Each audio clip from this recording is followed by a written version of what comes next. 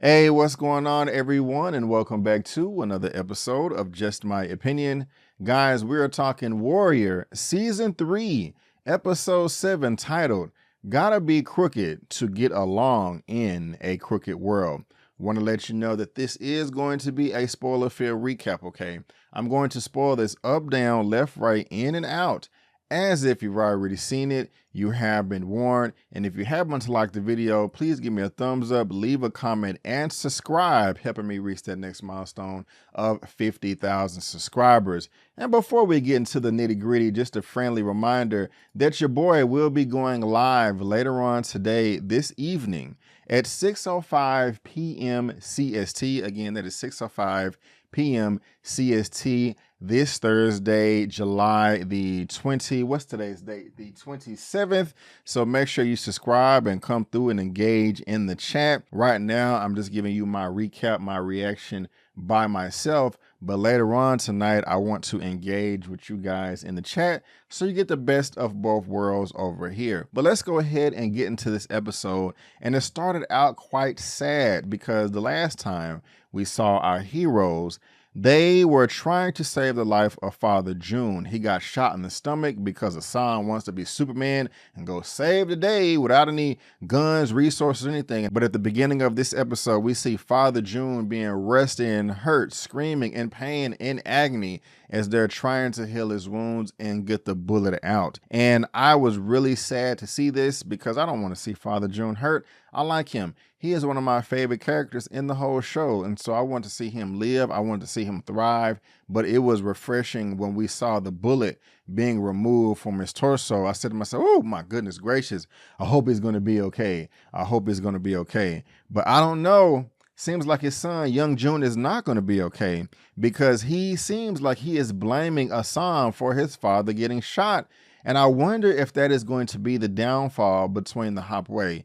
I surely don't hope so. I don't want that to happen at all. But Young June is upset. You can see it in his face. And to be honest with you, I don't blame him. I don't blame him because that was still a bad move for Assam to go in there rushing that town like that without any resources, research, backup, or anything like that. That was just a really bad decision, and Young June does look pretty upset about it. And like I said, I don't blame him. And it breaks my heart because I was satisfied with Father June leaving the way he did at the end of season 2 when they did the coup and accidentally took over the Tong, the Hopway.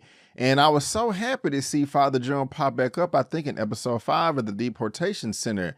But we see him next. He's losing his mind. He's going crazy. He seems to be still injured mentally some way from the gun wound. And he's going wild, just screaming, saying, oh, I'll take all of you on. Where's the enemy? Where's Long Z? I will dice all of you mother effers. And I'm just like, whoa, whoa, whoa. And I like Young June. I do. He's not my favorite character, but I liked him a bit more in this episode just because seeing how hurt he is, seeing his dad in this position. No one wants to see their father, their loved one, losing their mind and going through it.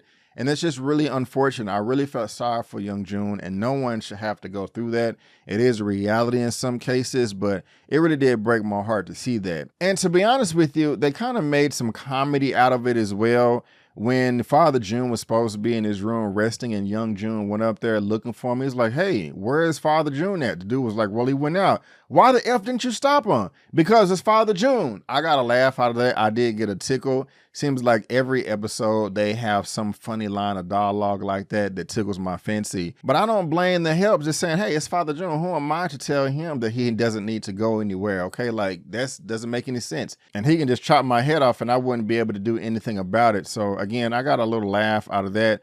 But towards the end, I really do like the fact that Lee Yong saw him, realized that he was sick, realized he wasn't well, and didn't poke fun of him. I mean, the rest of his men, his henchmen, did do that, but he was very mature and respectful about it. Of course, he does not like the Hopway, but he does understand. He does respect them to a degree. And it was really nice for Lee Yong to walk Father June back to the Hopway that way. And I also did get a little tickle out of seeing Young June throw his cigarette down and be like, what the fuck?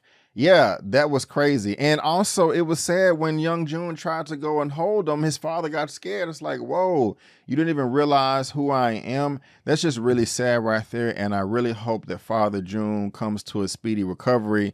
I'm not sure. We're going to have to see. And I won't spoil my opinion on the last part of the episode where Young June was expressing himself to Hong. I'll save it a little later. But things are getting quite interesting in the Hobway. I hope everything does work out for the better. Now, the next thing we have are these two white boys coming into Chinatown trying to rob the Chinese for some food, saying that they want to feed their family. I don't think that's the case at all. I think they had enough money and resources to feed their family. I think they just wanted to be bad, wanted to be rebels and get one over on Chinatown. But what surprised me was the cops actually arrested them. That does give me hope for the show. But I'm just thinking to myself like, oh, wow, they could have been evil. They could have been racist and be like, oh, okay, y'all are robbing the Chinese. Okay, we're just going to turn a blind eye and you guys can do what you got to do. So I was really surprised to see that right there. But also the father came in asking Leary, hey, my boys, they did something stupid. I need your help. I was laughing at Leary talking about, man, that's why I gave them a job. But when he said he'll take care of it and went up there in the police station just kicking the door and, let an Irish man in. Where is Bill? Oh, he quit. What the fuck? What the hell happened? I really do like the standoff between Leary and Benjamin Atwood, the police chief. That was funny as hell because he know like, damn, okay, Bill is not here anymore. I don't have any more clout. I don't have any more pull. Let me go and be as polite as I possibly can. Atwood wasn't trying to hear none of that. I need an appointment. He over there signing and stamping stuff, and Leary had to change his tone like, hey, how you doing? Look, I've always had a great relationship with the man in blue. It's worked on both sides and yada. And Leary kind of threatened him at the end, but I don't like Atwood. He is a bitch hole to me. But at the same time, I like the fact that he stood up and be like, yeah, that's how we're going to finish this conversation. And you need to get the hell out of here. And so that is something that I do like about Atwood. He wasn't just going to let Leary come in here and punk him and talk to him any type of way. Just like, hey, no, I'm the head chief in charge over here. Bill is gone. You better get your act right or I'm going to throw you in the jail too. Of course, he didn't say all of that. I'm just paraphrasing, but I did like him standing up to Leary. I thought that was pretty dope. Now, again, the episode is titled, Gotta Be Crooked to Get Along in a Crooked World. This is a line of dialogue that came from Abigail. And I was always not 100% sure on the relationship that she had with Happy Jack, thinking, okay, are they brother and sister? No, they're not brother and sister. She is his sister-in-law. He is her brother-in-law. She was married to Happy Jack's brother, Winston, who died because the white supremacists wanted to blame him for getting jumped by 4 white dudes in some time in the past. And that's just unfortunate right there. But that's where the line of dialogue came like, okay, hey, because of this, I had nothing to do. Happy Jack did offer me a job and he is a self-serving asshole. But in this world, you got to be crooked a little bit to get along in a crooked world. And that is the problem that Lee is having. And also that is something that Bill has adapted wholeheartedly, and Lee didn't want to have anything to do with that. That's why he quit the force. And so it's really interesting that Lee cannot get away from corruption or crookedness, if you wanted to use another word. Like he tried to walk away from it from the police, but now his boo thing, Abigail, kind of has the same mindset. So Lee probably gonna lose his mind like, oh my God, everybody is crooked. What's going on? You know, so that was very interesting right there. You guys let me know what you think. Also on top of that, man, it's crazy that Abigail is the one that murdered Happy Jack. How do y'all feel about that? Happy Jack came in the bar just like, oh yeah, we finna get drunk, baby. We finna get drunk and whipping out the expensive stuff. And then Lee comes around the corner and then chow, and they shoot his ass. I was like, whoa, I was not expecting that. I was not expecting that. And then even fast forwarding it, Abigail was like, I don't feel sorry for what I did. Man, I was like, wow, Happy Jack did have it coming. I wonder what his henchmen are going to say when they possibly find out, or like wondering, okay, hey, what happened to Happy Jack? Where is he? I do not see him anywhere. Shout out to Bill. You know, he quit the police force. He is now working for his father-in-law, thinking that he's going to be in the office with the air conditioner. I know there wasn't an air conditioner, working the books, but no, he has to be out there slanging concrete and is making a mess. And he's doing the best that he can. But I was surprised, like, whoa, wait a minute. It's funny because his father-in-law is the one that kind of offered him the job based off the conversation he was having with his daughter, Lucy, which is Bill's wife.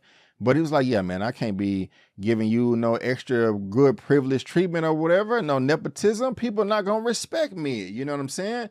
And yeah, Bill took it in stride and was like, hey, I'll try to do better tomorrow, even though these guys out here that you're saying are lapping me are half my age. But when he went to the crib and he was in that bath, you know, he looking all swollen, and his wife was like, oh yes, I don't know what to do now. I have this nice, big, strong, strapping man at home. Don't be in here forever, baby. I want to grab your cock and give you a pre-jack off. I'll be waiting in the bed. And he's like, oh, I haven't had any of this in a long time. I thought smashing would have been the first thing they did when she came home. And I'm pretty sure that they did. They just didn't show that on screen.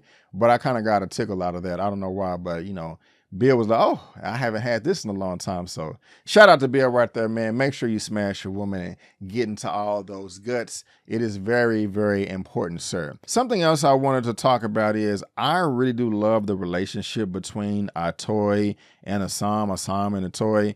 It's a platonic relationship. I mean, I'm pretty sure they do find each other attractive, but I just thought it was pretty dope with them sitting upstairs, smoking a joint or smoking a cigarette, just laughing stuff out. And then the respect level that they have for each other. I think every other episode we get a scene of them two either chilling, healing each other's wounds, or walking down the street in Chinatown. But it was just really nice to see them. And I say that they respect each other in the relationship is, of course, earlier in the episode, and I guess you can call it retaliation, I think it was Yan Mi, the printer girl. I think that was her brother that was part of the gang that beat up the Irishman. And again, that may be retaliation because an Irishman or a white man came and robbed Chinatown. But when they was boasting and bragging and they was in the whorehouse, Assam came in there and smacked him up. I really think that Assam should have hit him one more time just to hit the point home. But I like the fact that Atoy was on the balcony and she looked down, saw that Assam was causing a ruckus, but she wasn't tripping. She was like, okay, this is Assam, this is my boy, this is my friend. I'm pretty sure that he has a good and valid reason for creating chaos in my establishment. And it wasn't like, what are you doing? Oh my gosh, get out of here. And so I like all that. But sticking to Atoy, again, I like the fact that she can fight, but at the same time, she's not invincible. When old dude, I think from La Long Z came in there talking about, where's my whores at? I want my woman back. She was able to throw down with him just a little bit, but old dude put a knife to her throat, and then her security came in and kicked him over the balcony. I like the scene really of them sitting down at the table, the Long Z and Atoy and Mai Ling, excuse me, trying to be the middle person, just like, hey, I want you guys to work this out. I really did like that scene. He got all mad in his feelings and throwing cups, and she was like, sit down, sit your ass down right here. And then ran out of there as Atoy threw him the money and him crying, talking about that's an insult. I don't know why, but I really did like that scene. And then right after that, Mai Ling does invite Atoy to the wedding, and she really don't want to go, but it's kind of funny because Mai Ling took advantage of it. Mai Ling or Atoy was like, hey, the last time we saw each other, I was healing your wounds, and another time this was going on, all this drama. We need to meet in friendlier circumstances. Hey, great, why don't you come to my wedding? And she's probably like, damn, you got me right there. Okay, I guess I do gotta come. I really don't want to, but I guess I do gotta come. So I found that fascinating right there as well. But yes, Lee Young and Mai Ling are going to get married, and she also invites her brother Assam while they're doing their smoochy. I was kind of laughing when Mai Ling caught them. She just had that smirk on her face like, what are y'all doing in here? I don't know why. There was just a little goofy smile, and I got a kick out of that right there. But don't nobody want to go to Mai Ling's wedding, okay? Like, they're like, F you, you know? Like, even the son was like, you're inviting me because we're in business together? No, silly, because you're my brother. He's like, man, fuck that. That's what he was thinking in his head, you know? Like, I'm only working with you because I have to, because we had to get Young June out of the deportation camp. So, I don't know. I just kind of found that funny as well. Now, let's talk about Yan Mi and Assam real quick.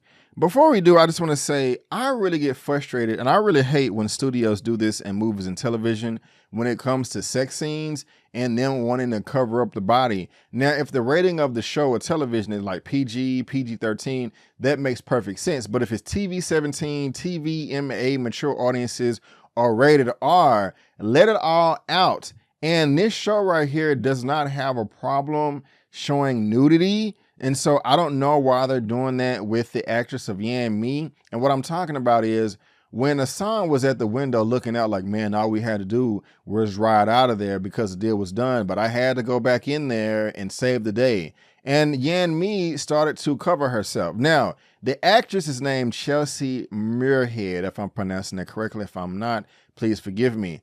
If she does not feel comfortable showing her naked body, I am 100%, no, I'm a 1,000,000% okay with that. She doesn't have to. She does not have to be obligated to do so. But if that's the case, especially in a show to where you've been showing nudity from season 1, pay attention to where you're shooting. Either shoot her from the neck or the chest right here and up, or show the backside. But in reality, it doesn't make sense to me when two people are already naked and then they having sex, but then right after that, they want to cover up their body. This was not some fling or one night stand where they just want to get it in real quick. Assam and Yan Mi have been smashing for a while now. They are very comfortable around each other. So for her to get off the bed and like, you know, with the sheet or whatever, I was like, this is silly. I mean, they always do that. I mean, I remember I was watching one of Tyler Perry's last movies, which was horrible. I forgot the name of it.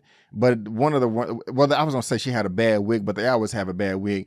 Anyway, it was a sex scene between a man and a woman. And when the man got out of bed, he was holding his penis, like he was holding his testicles and balls. I'm like, who the F does that? That doesn't make any sense in reality. So this is always weird to me and bug me. But we did see that she is printing extra money because she wants to escape after her father dies. And yeah, if Young June finds out about this, he's not gonna find out unless you tell him. But Young June has already got plans. He wants her to have extra help. He wants to hire extra help. And again, I don't understand why Yan Mi was so upset about that. Like, this is a delicate process. Can't anyone do it? And she was all nervous. Like, what's the problem? Like, you should be happy that you don't have to do it all by yourself and you're going to get some help. So I don't know. Maybe she feels like her days are numbered or something, but that really didn't make sense to me. Now, one of the last things I do want to talk about is Leary and Douglas Strickland did go approach Buckley, and they're just like, hey, we got this dirt over here on Thayer. Make sure that you do what we want and we'll give you the race. What's interesting is they didn't have to go to Buckley to get that. They already had the upper hand by threatening Thayer, but they was like, hey, let's try to knock out, or at least Strickland was, let's try to knock out two birds with one stone. We have the power and we can do what we want, but let's just get some out of it with Buckley. And they did do that. Thayer dropped out of the race. They talking crap to each other, and Buckley felt so super duper happy and went home and smashed his new boo Catherine. Just, yes, I'm a cripple, I'm handicapped, but I can you know, he was in there. I was kind of tickled out of that. Is Catherine real? Do you think she really liked it, or is she playing some type of games? You guys let me know what you think. I'm very, very curious to know. But guys, the episode ended with Young June talking to Hong, and things don't look good. He's mad right now. He don't trust Mylene. He don't trust Assam, and I really want them to make it up. I don't blame him for thinking the way he is, just based off the sequence of events. But man, I want them to make up, and I don't want them to have some downfall because of love from an outside party of a woman. I want them to be boys, and it just doesn't look like it's headed that direction. And it's Assam's fault. He's causing a ruckus and almost got Father June killed. But man, I really want all of them to make it, but we're just going to have to see. And so you guys let me know what you think about this episode, guys. That is all I have for Warrior Season 3, Episode 7, titled Gotta Be Crooked to Get Along in a Crooked World. And again, guys, I will be going live later on tonight, 6:05 p.m. CST. Make sure you subscribe, come back, come through, and kick it with your boy in the live chat. We're going to have a lot of fun. But guys, again, I just want to thank you so much for tuning in. And before you go, don't forget that my name is Brandon Cathavery, and that's just my opinion. Peace.